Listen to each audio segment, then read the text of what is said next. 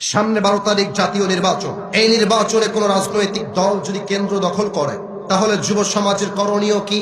ঘটনাকে কেন্দ্র করে যদি কেউ মারা যায় তাহলে কি শহীদ হবে কিনা আমাকে জানাবেন। That's a very important question in this situation.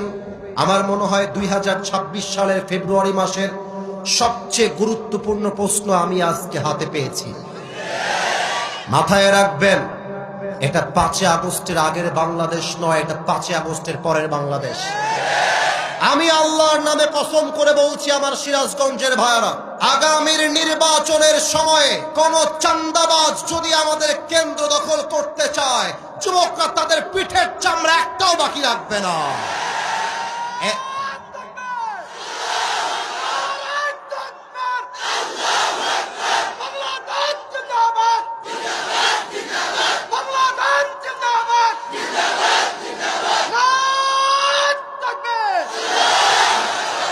এই যুব সমাজ যদি শেখ হাসিনার গদি উল্টাইতে পারে, তোমার মতো পাতি নেতাকে যুবকদের গোনবারও টাইম না।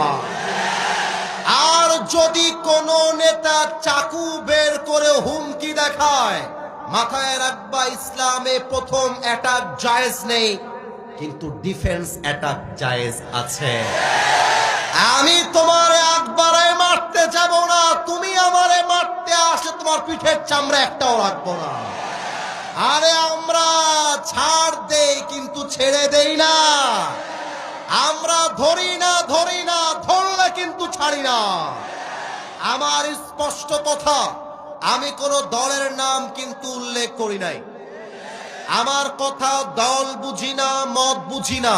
যেই বেটা নির্বাচনের দিন উল্টা পাল্টা করবে, ও তো নেতাগিরি করতেই পারবে না, ওকে এলাকায় আমরা থাকতেও আর দিব না। আগামীর বাংলাদেশ হবে এমন বাংলাদেশ, সেই বাংলাদেশের কোন ঘরে চাঁদাবাজদের ঠাঁই হবে না। আগামীর বাংলাদেশ হবে এমন বাংলাদেশ, সেই বাংলাদেশে কোনো ধর্ষকের ঠাঁই হবে না।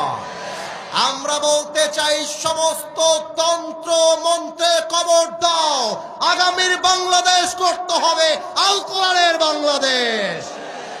অতএব তুমি যদি সেই দিন নিহত হয়ে যাও, আল্লাহ তোমাকে শহীদ মৃত্যু দিবে, কারণ তুমি দেশের জন্য লড়াই করতে করতে শহীদ হয়ে গিয়েছো। অতএব তোমরা যারা যুবকরা আছো, শোনো, নির্বাচনের দিন বাসায় থাকবা না, ভোট কেন্দ্রে যাবা। আমি নিয়ত করেছি এবার ভোট কেন্দ্রে আমি নিজে গিয়ে ভোট দেব। আরে জনপ্রিয়তা বাদ দেন, ফেমাসিটি বাদ দেন,